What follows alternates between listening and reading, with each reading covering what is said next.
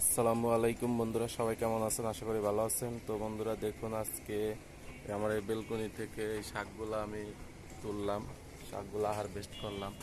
এই যে পুঁই শাক গাছ দেখতেছেন, পুঁই শাক গাছ থেকে এই যে পুঁই শাক ডাঁটাগুলা ছিঁড়েছি।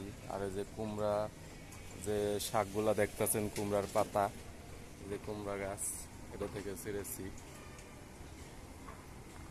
তো বন্ধুরা, আপনারাও চাইলে কিন্তু এরকম বেলকনিতে সবজি গাছ লাগাইয়া সবজি খেতে পারেন, একবারে অর্গানিক সবজি বন্ধুরা, কোনো রাসায়নিক সার ছাড়া সুন্দর একবারে সতেজ সবজি খেতে পারবেন।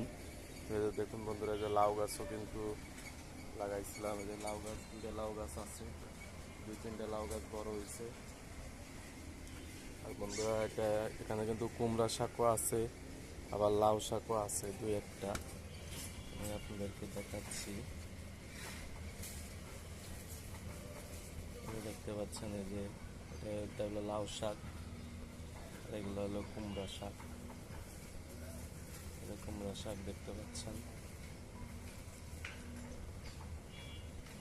তোমরা দেখুন, শাকগুলো কিন্তু অনেক সতেজ, একবারে সতেজ শাক। আবার এই যে দেখুন পুঁই শাকের ডগা,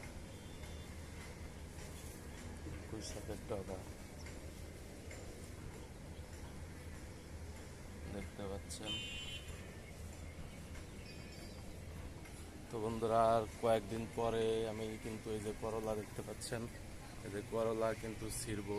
এই যে দেখুন, এই যে করলা ধরছে, কতগুলা করলা ধরেছে বন্ধুরা, দেখতে পাচ্ছেন। করলা কিন্তু কয়েকদিন পরে আমি ছিঁড়বো।